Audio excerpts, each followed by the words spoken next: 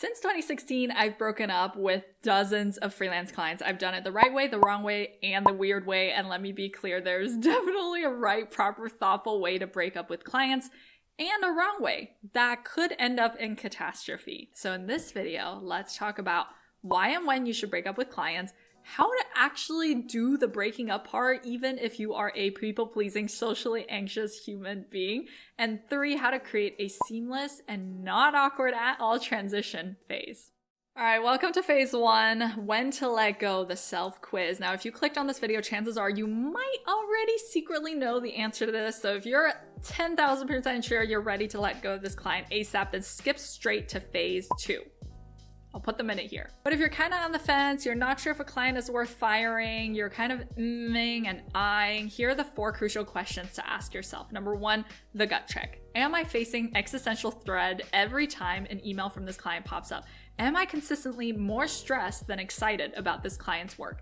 And I know work isn't always like sunshine and rainbows. We all have our off days, but if you're feeling consistent resentment, whenever this person's name comes up in your inbox, Slack, or God forbid text messages, then we've got a big problem. Your mental sanity, like I always say, is not worth any amount of money, any paycheck. And actually think of the client right now. I'll wait. Think of them. Picture them. Did you mentally just go like, ugh? Did you like roll your eyes a little? Did you feel taller? Or did your body do like a little cringe? That, my friend, is your gut, and she is always right. Consider this your freelancing Marie Kondo moment. If a client doesn't spark joy, or at least spark decent invoices, it might be time to let them go. Second question is FOMO. What is the opportunity cost of working with this client? What are you missing out on by keeping this client on and spending 90 hours a week dealing with their drama? What is it keeping you from doing? Does working with this client distract you from your bigger goals or passion projects? I want to hear those dreams, those goals, those biggest desires. Now I want to hear how much time you've been putting into them while you've been working with this client. None? Less than you want? That's an important factor to consider. Question 3. Have I grown in ways that mean I'm no longer the best fit for this client? I'm all here to get any and all types of work when you start freelancing. Money is money when you're getting started. And in order to work with those dream clients, you sometimes have to go through a few crappy ones. But riddle me this. Have you been dragging this one along with you, even though you know you're beyond this type of work that you do for them and you'd probably be able to get another client? And have you learned everything you possibly can from this client? Growing out of clients is totally normal, so do not hold yourself back from letting them go if this is the case. Finally, red flags. Does this client respect your boundaries? Do they value your work? Do they pay you on time? Unfortunately, red flag clients are really common, and for people pleasers like me, I used to let this go on a lot further than it needed to go. So enough is enough. If a client respects your boundaries like a cat respects a closed door, it's a red flag. So if you've shaken your head yes to at least one of these questions, it might be time to consider moving on, but pause. Always have a backup plan. Before you go and send, I quit to this client, here's a huge tip. Always have a backup plan. I wish someone would have told me this earlier on, and this is also why you should ABA.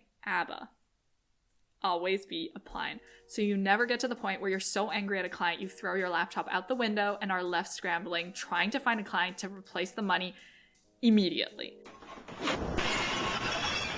In my opinion, as a freelancer, you should always be trading out worse clients for the better clients. So you're consistently updating your freelance roster, right? It's like managing a sports team. I don't know how sports teams work, but I would want to swap out my worst players for better ones constantly, like this, rotating. So pretty soon, all the clients on my rosters are MVPs, superstars. They pay well, they're great to work with, they respect my boundaries.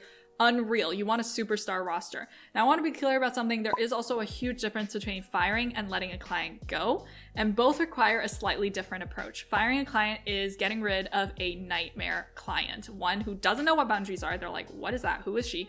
They nickel and dime you. They say everything is urgent, even though it isn't. They're not doctors, and generally make you want to lay on the floor and cry whenever you think about them. They might require a more direct approach, making sure you get that last payment and then time to yeet out of there. Letting a client go is genuinely loving working with a client, but knowing deep down that it's either not the work you really want to be doing, or it's not at the budget you need, or it's stopping you from pursuing a bigger or more important goal. So this requires a more thoughtful approach. And quick tip here, if you want to let a client that you love go because they're not paying you enough, you might as well try to raise your rates with them first. You have nothing to lose if you're gonna let them go anyway. So go and watch my video on how to get a salary raise as a freelancer right now and try that first. All right, so the difference between firing and letting go, I like to think of it as firing is, it's not me, it's you, and letting a client go is, it's not you, it's me. So figure out which one it is, and then adjust your communication accordingly. All right, welcome to phase 2. Let's say you're ready to end your relationship with this client and you have a backup plan to make sure you have the income to replace them. Now let's get into the actual doing of the breaking up. How, when, where, you can't just ghost them, right? I wish. So, when I decided I needed to let a client go, I always gave them at least 14 to 30 day notice, depending on how big my role is on their team. If I was super embedded, super essential to their core team, then I gave them way more time, obviously. And I would highly recommend that to you too. I know technically as a freelancer, you don't have to give notice, but I just feel like that's not super nice if you want to maintain good relations and make sure they speak nicely of you to others, you know? 2 to 4 weeks gave me enough time to wrap things up neatly in a cute little bow, show respect for their needs, and stay professional essentially until the very, very end. Plus, a notice gives you both more than enough time to wrap up any projects and begin the hiring and onboarding process for a potential replacement. As a business owner now, I can only hope that if this ever happens to me, please don't ever leave me, please. My team does the same for me, because if someone did drop me out of the blue, I would be stressing. Cool, now that you've decided your notice period, I also want you to think about what kind of communication you want to use. Is this on a phone call? Is this on an email or via message in a bottle sent out to sea? I personally always prefer sending an email. One, because I think it gives them time to process it at their own pace instead of you kind of like dropping this on a call and they have to respond live to this news. And 2, because then you have written proof of the quitting and when the notice period begins. Of course, I've heard different opinions. Some people say it's nicer to do it on a call. And most importantly, make sure you are respecting the client, whichever method you choose. And actually, I made a free breakup email template just for you so you can keep the peace, but still be uber clear about your boundaries at the same time. So you can, and honestly should, tweak this template to fit the client and your relationship with them. I'm just giving you a template because sometimes you need a little recipe for a conversation souffle, but you need to make it your own souffle, okay? For my favorite longest term clients, I wrote way more and talked about like how much of an honor it was to help them grow their business. So please make it sound like you, a human being, wrote this.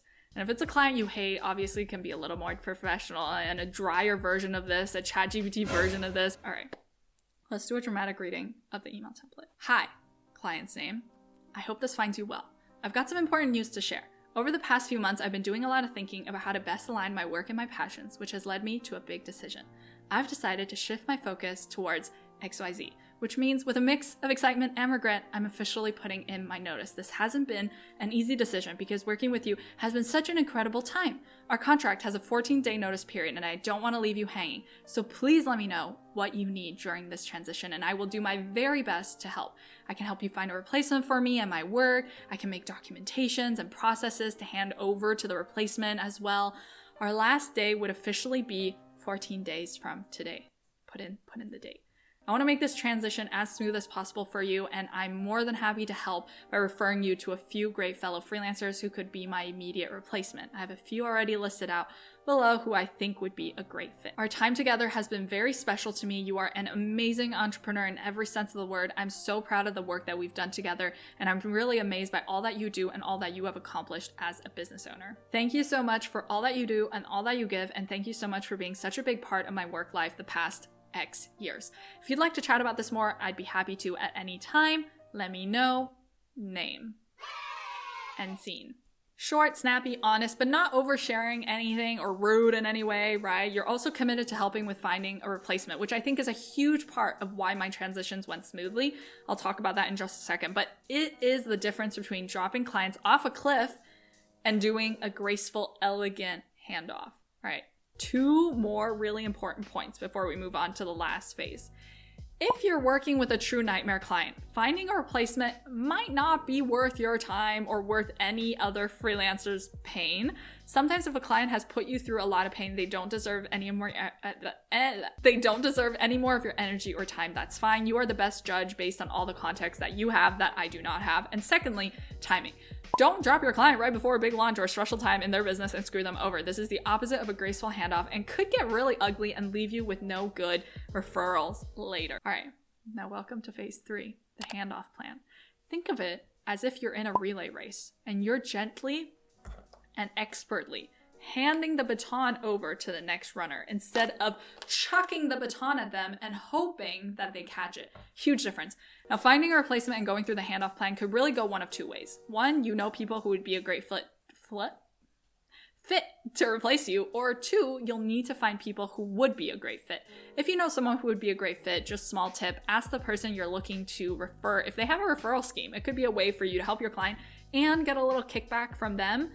If you don't know someone and your client says they want help with finding someone, then consider making a little post in relevant communities, on Facebook groups, Discord communities like Freelancing Females, Women in Marketing, or like whatever niche focused community makes sense for your skill set. And if you are doing a handover plan, it's going to look a little different based on what role you had. So for me as a freelance digital business manager, here's some things that I do to pass things on to the next business manager. I give them a detailed status report of all the projects we have going on, content calendars and strategy documents for the upcoming quarter, a list of all the key contacts like content writers, graphic designers, consultants, team info, logins and passwords for tools and platforms we're using, and just any small insights and suggestions that I had for them. It's kind of like leaving a survival kit for your successor.